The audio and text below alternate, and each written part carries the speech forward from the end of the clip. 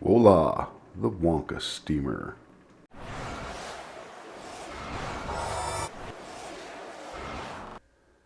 So yeah, here it is. This is the bag of stuff that's going to be required for the next phase of this repair. We have a used toilet plunger, a used cord from a computer. We have a new electrical box. We have some wire that I happen to have laying around. That is off of a car. It is the wire loom cover between the door and the pillar. That's a plug plate. And here is a plug. And we have an L-shaped dealy bobber there. Water line connector of sorts. And a dimmer. I know you have a lot of questions at this point, but they will soon be answered in detail. Okie dokie, here we are with the steaming process. We're going to begin that today, and I've created the tools needed to do this for this guitar. So what we have over here is we have a normal kitchen steamer without the tray on it, obviously. And then we have a toilet plunger that I've drilled a hole in and hooked this appendage to pipe steam into the guitar and into the places I want it to go. Over here we have a dimmer switch, which the steamer's hooked up to, so I can control the heat. And a few things we have to do. We have to get the water warm or hot, and then we have to make a new balloon because this one died of old age. It no longer seals, so I have to blow up a new balloon. And that contraption there, this dimmer, I have footage of making it, so if anybody's interested, I can edit a video for that and post it if you need it. I don't know if anybody's ever going to do this kind of thing to a guitar. There are very many people, but it also comes in handy for other uses, like drills, corded drills that don't have a variable speed on them. You can use the dial to vary the speed on your drill, or your drill press, or your buffer, or whatever. Anything with an electric motor or a heating element, if you will. So what we have to do is get the water warmed up, make a new balloon, and get started. So we'll be back in a moment.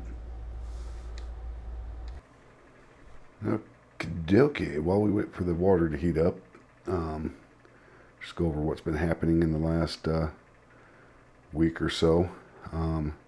I gave the guitar a dry back period, which means, I poured a lot of moisture into this thing. Not literally, but I put a lot of moisture in it.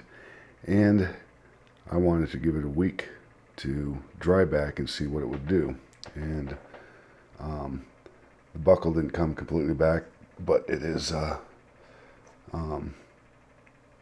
has come back a little bit on this side and a little bit on this side. And it warped a little bit more again, back to some warpage in the top. So and I did that so I could see just exactly where I need to concentrate my reshaping efforts, which is what the steam is all about here. And so that's what this episode is all about, starting the steaming process. And I'm going to start by piping steam into the body itself and letting it set for a bit. Probably not even for a full day, but I'm going to see what happens, and then I may get my clamp system on this buckle that's across here to help hold this in, because when this comes down it forces this up. So if I can get this to steam up to where this is soft enough to push down and hold in place, and I can get that to dry like that, then I can start my gluing process, which is another fiasco in itself. So be back when the water's warm. Okay, I don't know if you can see that. That's pretty hot, but yeah, that's the steam coming out. You can see it. I don't know if you can see it in the dealio there. We're just going to pipe some in here for a minute. Crank this down just a little bit. Once this gets warm, this thing gets really pliable.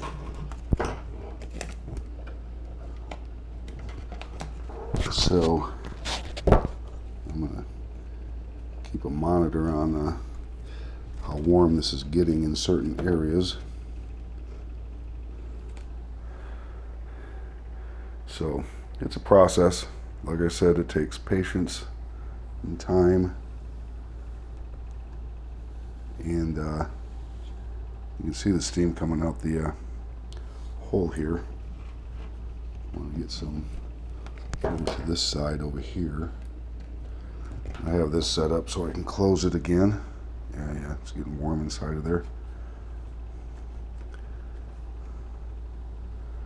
So I do have this area, the broken brace, and the front of the bridge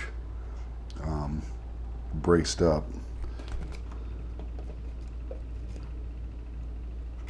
Okay, let's see if we can get some over here.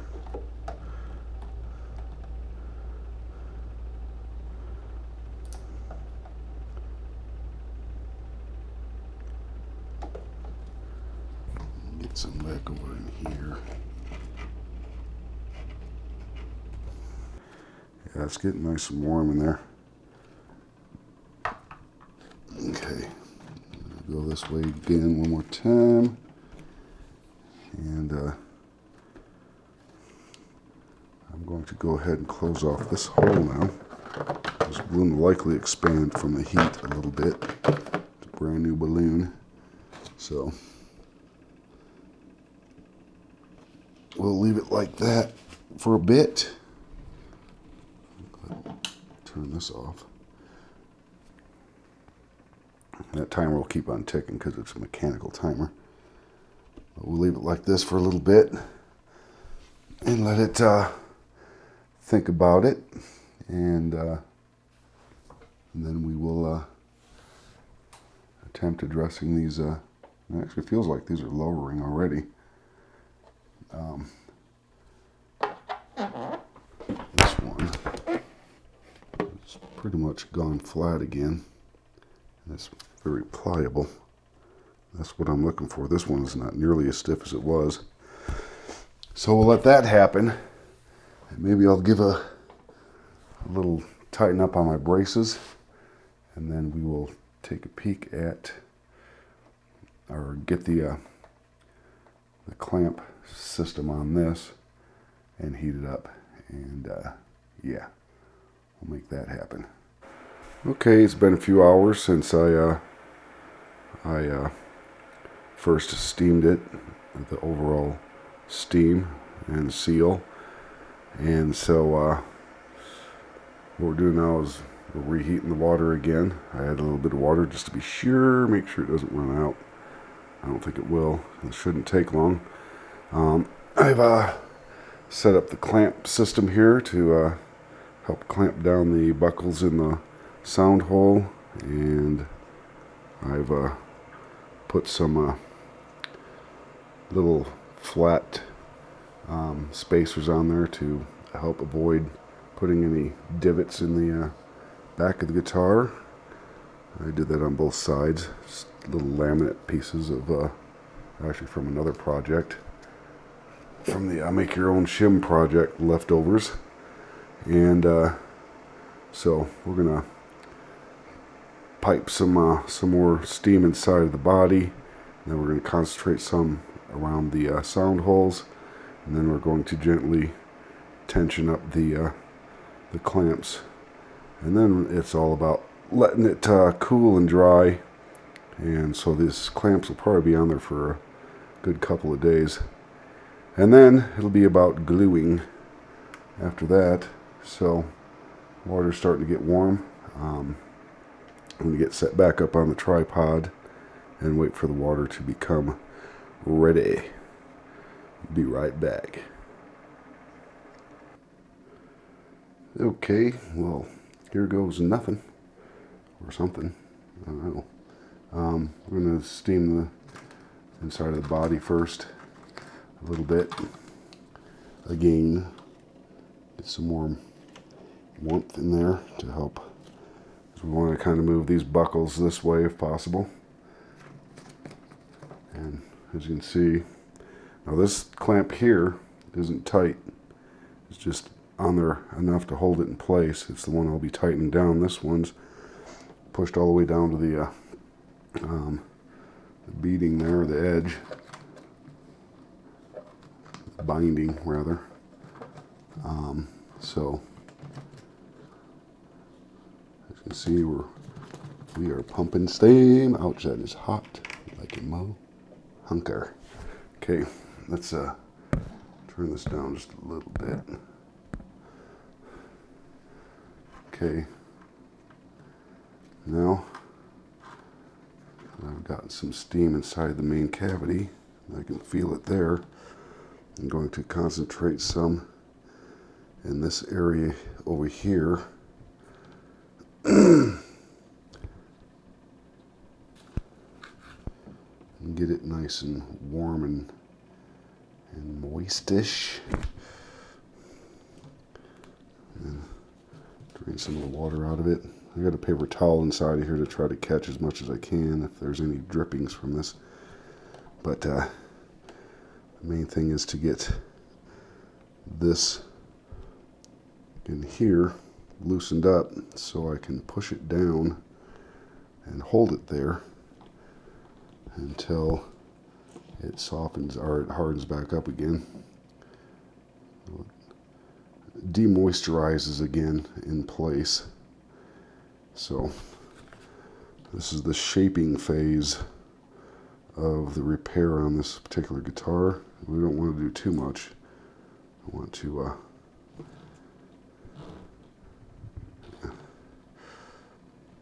make sure we get enough in there. Get it warm enough. It is pretty warm, so we're going to start tightening down the clamp. I'm going to take this thing off of here, put it on its plate, turn this off, and gently start pushing down that buckle. And I think we're going to leave it right there for now. We may give it another treatment later. Pull it down all the way flat, but right now it's down. And we can leave it like that. We can seal that up. And we can even seal this up. This hole over here. Now the